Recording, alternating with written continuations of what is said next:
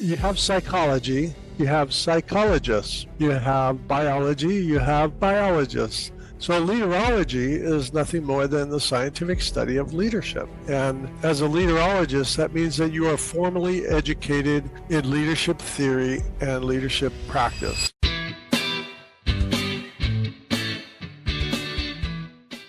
Good day, dear listeners. Steve Preda here with the Management Blueprint podcast. And my guest today is Dr. Chris Fuzie, president of the National Leaderology Association, a nonprofit organization that establishes and promotes leaderology, the study of leadership as a respected discipline in science. He is also the owner of CMF Consulting, CMF Leadership Consulting. So without further ado, welcome to the show, Chris. Thank you, Steve. I'm very happy to be here. Yeah, I'm looking forward to this. Well, I have to tell you that we are 300 episodes in, and you're the first leaderologist that we ever had on this podcast. So it's kind of a big day for us. Oh, good. So, what is the leaderology? I've never heard this before, but it sure sounds interesting. Well, okay, so you have psychology, you have psychologists, right? You have biology, you have biologists. You have all of these other ologies, which is the scientific study of, or the study of whatever the discipline is. So leaderology is nothing more than the scientific study of leadership. So as a leaderologist, there's different levels within leaderology. And as a leaderologist, that means that you are formally educated in leadership theory and leadership practice. And the different levels, you know, if you have 1 degree, 2 degrees, like I have 3 degrees, so 3 formal degrees in leadership. And so that's what a leaderologist is. It's just somebody who studies just like a biologist studies biology. And Yeah. So is this a trademark designation, or anyone can call themselves a leaderologist who are no, leadership? yeah, that's the thing, is that we actually verify that the person is a leaderologist. And so through the National Leaderology Association, what we do is, in order to join, you have to submit your transcripts to show that you've actually studied leadership, not management, but leadership. I know you know the difference between management and leadership, but that's why we look at the type of classes that people have taken, the type of, you know, what is their dissertation on, that kind of stuff. So we look at all that kind of stuff before we designate somebody. That's why they're called verified leaderologists, because they have been vetted, they have been verified as a leaderologist before we will say, yes, this person knows what they're talking about. Okay, that makes sense. So in terms of definition, my favorite definition is that you manage things and you lead people. What is your definition? What is the official designated designation or designated definition of a leaderologist and the leader? I say the same thing. You manage things, you lead people, right? But a leaderologist understands the theories behind the concepts of leading people. As an example, let's use cohesion as an example. There's different ways of building cohesion. I use the acronym STICKUM: personal sacrifice, teamwork, getting people to interact. C is communication.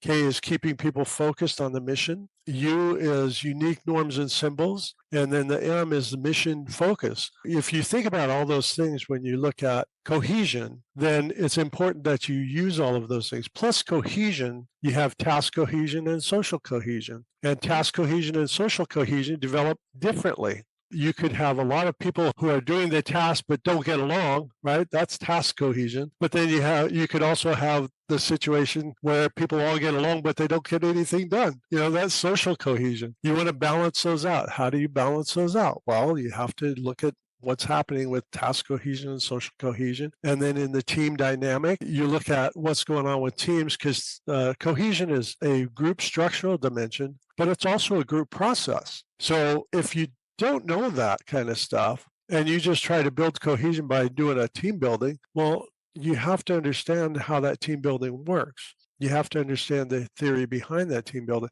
That's an example of why a leaderologist, they understand those theories behind the acts, behind the behavior, I should say. That's great. So we talked about a framework before the show, but I would like to pivot and talk about the cohesion framework because it's very interesting. It's even more interesting than the other one. So what are the steps? What is the stick it process? Okay, it's STICKUM, STICKUM. You want to stick them together, right? Oh, okay. So So some kind of personal sacrifice, not a sacrifice that the company or the organization makes for the employees. You yourself make a personal sacrifice for people. And that's where a lot of people see the servant leadership coming out, because that's where the servant leader is making a sacrifice for people. That's the S, that's the sacrifice. The T is teamwork. Sometimes you have to force people into a team. People will not necessarily go into a team. It's kind of interesting that there's a show on TV called The Challenge, where they took these two rivals and put them together as a team, and they had to work together in order to win the however many thousands of dollars. Well, those teams at the end of that show, not only did they understand the other person they had to work with, but they really understood and they came to like the other person. So sometimes you force people to work together. That's where the social cohesion, maybe you don't have the social cohesion, and you're creating the social cohesion along with the task cohesion. And then the I is interaction, basically the same thing. You're forcing interaction between different people, and you're making that interaction more personal. And it could be interaction between teams also, teams within a team. So let's say an organization that has multiple functions, those teams may work in more of a silo kind of situation. Well, you don't want to do that. You want to have them cross-training. So you may have to force some of that interaction. The C is communication, and communication is one of those that people think they know how to communicate, but we tend to overlook things like active listening. We tend to overlook body language. We go a lot of email management by email or leading by email. That doesn't work. And so you have to actually communicate, not just communicate, get the words across, but find the shared meaning within the words. So that's one of the things that I focus on, is that what does it mean to be honest? Are you talking about being honest? Are you talking about being transparent? Can we totally be transparent? Sometimes the law says you cannot say certain things. Sometimes, my experience in courtrooms, that the judge will not allow you to testify to because it might unduly prejudice the jury. And so the lawyers fight about who's going to talk about it, and then the judge makes a ruling and that, no, you can't do that because, and so we get to the shared meaning, and what is the definition of something? Like you asked the question at the beginning, the leaderologist, right? That's that shared meaning kind of thing. So that's where communication comes in. Keeping people focused, the K in keeping people focused. That's important because who are you serving? Who are you working for? I mean, maybe I have a really boring job. I have a standing post at a winery in the middle of the night in a warehouse. There's nobody there, right? But if you weren't there, what could happen? And keeping people focused on letting people understand what their purpose is and why they're doing it. In law enforcement, we talk about the victims, especially working at a district attorney's office. You talk about the victims, and we're prosecuting the criminals, and how we keep focused about the victims and society and keeping people safe. The measure of the effectiveness, the sense of safety in a community.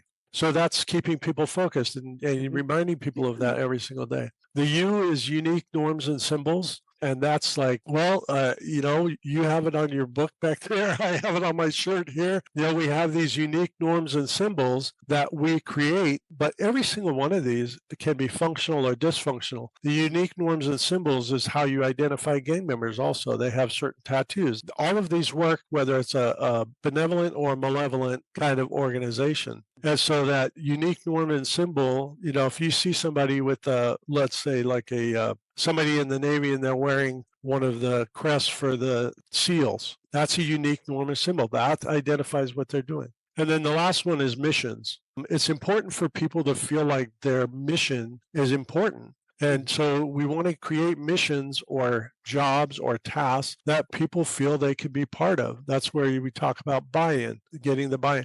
So there's a lot in STICKUM that helps get people cohesive. And then when you think about it as part of the team dynamic, it's a structure that helps build structure in the team, because that helps with the interpersonal communication, it helps with the tasks, and it helps with the structure of the team.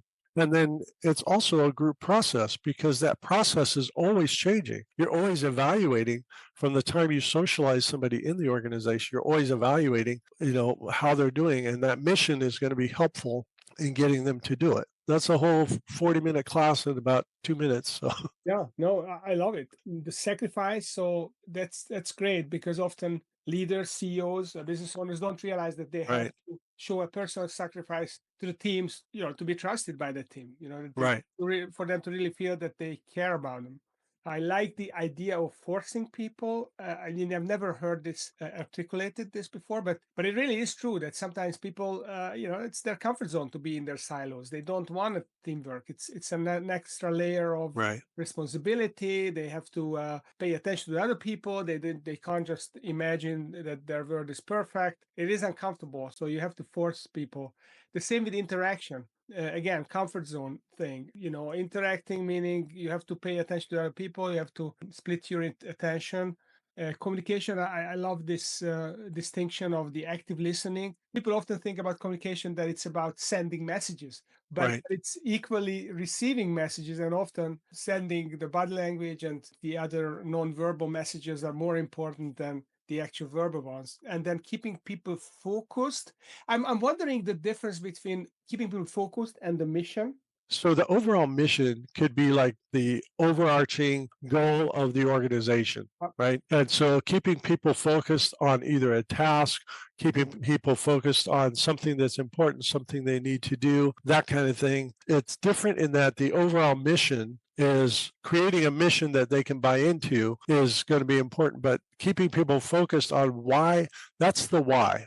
The mission is more of the what. Okay, keeping people focused on why they're doing what they're doing. Is it just to make money so they can pay their bills and go surfing all day? Maybe. Is it because they really believe in what they're doing?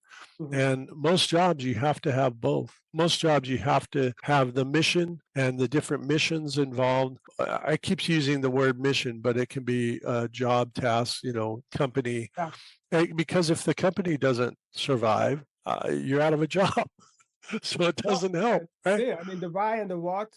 In my word, I call it the company why and the vision, the summit vision. I call it Right, the long-term, big, hairy, audacious goal, as Jim Collins would say. That the big overarching North Star goal is kind of the what, but the what can also be the core business. What do we focus on right now? right. What are we good at, and so on. So that is fascinating. I'm going to reflect on this myself because this is super valuable. So talking about the why, what is your personal why that you manifest in your practice? My personal why is I had some really bad leaders in my life. Not all throughout my life, but I've had some really bad ones. And it was like, there's got to be something to make it better, and it makes me better too. I was a cop until age 40, and I looked around and I saw a bunch of people that were starting to. Some of my friends are starting to get hurt, and at age 40, do you want to still be chasing people, jumping fences and, running through backyards? And, I said, no, I should probably come up with a backup plan. And so I went back to school. I started looking at this leadership stuff. And I realized that a lot of this org leadership stuff is working with what I was seeing every single day. And then I became a supervisor, and seeing how people were interacting fit right in with what I was learning in the theories, and I could start applying those theories. So then for the next almost 10 years, I was using the police department as like a little petri dish, testing out some of these theories or writing about these theories that I was actually seeing happen. I had some really, really good supervisors and really good leaders. And then I had some really bad leaders and bad supervisors. And it's like, what's the difference? What is the difference? Well, how come some turn out good, some turn out bad? What is it? Well, I've come to find out a lot of it is the theory, not understanding people, not understanding how things are working. And that's a big factor in all of this. Yeah. So my personal why is to get better and be better. Okay. Well, that sounds simple. It's probably not easy all the time, but definitely interesting. Now, I'm really curious about a couple of things I wanted to talk to you. I mean, you said that you were a cop for a couple of decades, and you talked about leadership and how you discovered some of the systems behind leadership as a cop. What is unique about being a first responder, whether it's a cop or an emergency technician or a firefighter? What is the unique in terms of leadership about being a first responder? So, what's really interesting is that you're not just leading and you're not just following. You're actually doing both at the same time. And I didn't realize this till about 6 years ago. I mean, after I've been out of law enforcement for 10 years and still studying this leadership followership stuff. And I realized that even in the academy, we're trained to lead in that you're trained how to handle a specific type of call. You're either the primary officer or you're the backup. The primary officer is the lead, the backup is the follower. But if things change and the backup sees something that they need to take action on, they can jump in the lead. Or you as the lead, as the primary officer, let's say you get busy, you're arresting somebody or you're taking somebody down or you have something. Now you're out of, you still have to control that person. So now the backup becomes the leader. And so in law enforcement, that happens all the time. I should say in emergency services, we get to a scene of a crime and we have somebody who's hurt or injured. As soon as the firemen and the ambulance get there, they're taking the lead on dealing with that person. I'll get my information later on until they get them to the hospital and they deal with them. If there's a safety concern, the firemen and the ambulance are going to stay back until we've dealt with the safety concern. And so everybody's leading and following in their own right. And then, emergency services, you have a structure for that emergency service. But it's just like in the military, the mission is what's important. Not so much whether you're leading or following, it's how do we accomplish this mission? Or how do we accomplish this job that we need to do? And like I said, I didn't realize this till about 6 years ago while I was focusing on followership stuff. And I realized that, that's what I was doing for almost 30 years, leading and following. So let me jump on this one because that's also a very interesting concept that you talk about, the followership. Before I talked to you, I never heard about Leaderology and let alone followership, that it was even a thing. So what is followership? Is this a skill? Well, it's a real thing. We're in baseball season now, so let's talk about baseball, right? Do you have a favorite team? Do you follow that team? Do you go to the stands? When you go to a baseball game in a stadium, right? There's 9 players on the field, another dozen or so in the dugout. There's a couple down in the dugout, a couple dozen maybe, but there's 9 players on the field. But you have 40 or 60,000 fans sitting there all rooting for their team. That's followership also. Just imagine if we could get those 40,000 people or 60,000 people to do something just because somebody hits a home run. We all scream and yell. And if you think about it, if you go to the games and you hear like the organ player or somebody, they do this thing where get everybody to clap or do the wave or whatever it is, right? They do all these things to get the audience, to keep the audience engaged and responding. And that's part of the game, is that followership is driven by the leader. So it's not an active behavior from the followers. It's something that the leader creates. No, I think it's both. I think it's from the leader and the follower. A lot of people think of followership as being the opposite of leadership. That's absolutely not. I do this thing in my classes where I talk about, I'll do a test. I could do it with you right now if you want. Okay. So I'm going to say a word. You tell me the opposite. You ready? Okay. Okay. Up. Down. In. Out. Fast. Slow. Leader. Follower. Right. Because that's the mental schema we have. But when you think about follower, the follower is actually going the same direction as the leader. They're not going in opposite direction. Mm-hmm. The follower is trying to achieve the same goal as the leader. They're not trying to achieve a different goal. And antithetical towards the ideals of the leader, we try to find people within our organization who have the same ideals. The leader and the follower are actually like two sides of the same coin, whereas you can't spend just one side of the coin. You can only spend the whole coin, right? And so followership it's both leading, and that's where this last book I wrote, it's called Liminal Leadership, because some people have to lead and follow at the same time. And if you're a middle manager, if you're president or supervisor, anywhere in that structure, you're leading and following. So I'm just trying to relate to this. So let's say a company have a CEO, yeah, the visionary person, and then it has a COO, yeah, second in command, who maybe is more focused on execution. Then would the visionary person be the leader and the COO the follower? Until it becomes an operational issue, then the COO should probably, there's things that have happened, be the first one to do something. The CEO might trump him in authority, but may not have the expertise that the COO has. But maybe they So, have vision and the CEO can realize the vision. Would yeah, that not make the CEO a follower or practicing followership in terms of the visionary leader? correct. They are practicing followership, but they're also leading all the other people that in that organization. And so I work for a district attorney's office, and I work directly for the elected district attorney. And the elected district attorney, he's elected. So who does he follow? He follows the will of the people. Right? The people can unelect him, they can kick him out, they can get rid of him, but he follows the will of the people. Well, when he tells me this is what we're going to do, I have to say, okay, boss. And then I turn around and lead 164 other people in the district attorney's office to get things done. But I have to follow and lead at the same time. And that's where followership is sometimes even stronger than leadership, because you have, like in my organization, I have 164 people that if they all said, it's not a good idea, and then I turn to the boss, I go, hey, boss, I've got all these people telling me this, and he may rethink it. And he does rethink it. It's kind of great to work for somebody like that who actually pays attention to what's going on. So that followership does have a strong presence in every organization. I don't think we've tapped into how to use it right, though. Mm-hmm. That's interesting. Very interesting topic. Probably we can't do justice to it in 30 minutes. But there are different ideas that come to my mind. One is that a good follower sometimes is harder to find than a leader, Yeah, because anyone can have ideas, but someone who can actually focus their attention to executing a set of ideas, it's a very right. valuable person.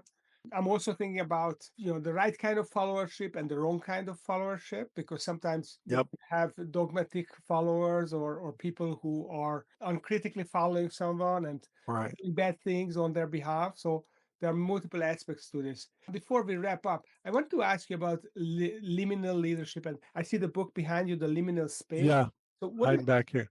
what does this mean, liminal space and liminal leadership? Yeah, the word liminal means in a transitionary state. So it comes from anthropology, where things would change, like a caterpillar turning into a butterfly. And when it's in the chrysalis and it's hanging there, then it's in a liminal state. So a person, I took that concept and applied it to leadership. A person that is leading and following at the same time, they have to transition from leading and following. And so if we think about the transition of leading and following, if you're doing it at the same time, then it doesn't really matter if you're the leader or the follower at the time that you're doing whatever it is you have to do. It's the matter of getting that task or that behavior accomplished. So, as an example, in my position at the DA's office, the boss tells me something, I have to turn around and get other people to do it. Well, I'm in a liminal space when I'm in that position of doing both things. I'm not leading, I'm not following, I just have to do it. So, as an example, if you're told to be honest, okay, does it matter if you're honest as a leader or honest as a follower, or as long as you're honest? So, that's the thing. So, this liminal space concept is people who have to lead and follow at the same time. It becomes less about the position and more about the appropriate behavior. And that's why the subtitle is Reshaping Leadership and Followership, because we need to stop thinking about leadership as a hierarchical kind of concept, and we need to start thinking about it more as a behavior-based concept. And all of my books are behavior-based. And so when we talk about the behavior of people, how do you get the appropriate behavior from somebody, whether they're leading or following? And that's where the liminal space comes in, is that we focus more on the behavior rather than the role that they're in. Yeah, that's fascinating. Well, definitely very deep discussion around leadership. Sorry. No, that's great. I mean, just this concept of the STICKUM, the cohesion, how to create cohesion. I basically I work with teams and I'm working on creating that cohesion, but I didn't have the STICKUM formula, and now I'm going to stick them together using Yeah. the formula. I Right. love it. It's great. It's very granular, and one can work on the individual elements, the sacrifice, the teamwork, the interaction, communication, working on active listening, body language, norms and symbols, a big topic in itself, the mission, the what, the why. This is very, very valuable. So if people would like to learn more about your books, your teachings, and maybe want to enroll themselves in the leadership, the Leaderology Institute, they want to become Leaderologists themselves or get the certification because they have done the studies, where should they go and where can they reach you? My website is www.cmfleadership.com. And there's a contact message on there. I'm also on LinkedIn and Facebook and what is it called now? X. Yeah, so I'm on all of those. And you just look for Chris Fuzie. There's not too many people with the name of Fuzie, so you'll find it pretty easy. For the books, they're all on Amazon. So Amazon.com. Again, just do a search for Chris Fuzie books and they'll all pop up. There's 3 behavior-based books, and then the others that are listed on there are workbooks for the classes that we do. And then for the Leaderology, if you want to check out more about National Leaderology Association, go to www.nlainfo.org. It has a page on there to join. It has everything about what we do, why we do what we do. We tend to say it's chess, not checkers. We're playing chess. We're playing the big game. Mm-hmm. And so it's important that we talk about, this from a scientific level, applying the scientific theories to what we do. That is fascinating. That really helps leaders become more intentional, and they can organically build their skills. They don't have to just rely on role models and flying by the seat of their pants and figuring out as they go along. They can into some very tangible concepts. So Dr. Chris Fuzie, president of the National Leaderology Association, NLA, and the owner of the CMF Leadership Consulting Company. It was great having you on the show. You shared some really valuable stuff. I made some notes and I'm going to use them and check your books out. So if you enjoyed this show, then make sure that you subscribe, give us a review, follow us on YouTube, and stay tuned because every week we bring either a successful entrepreneur or a subject matter expert that, like Dr. Fuzie, who will help you become a better leader and even a better follower. Thanks for coming on the show and thanks for listening.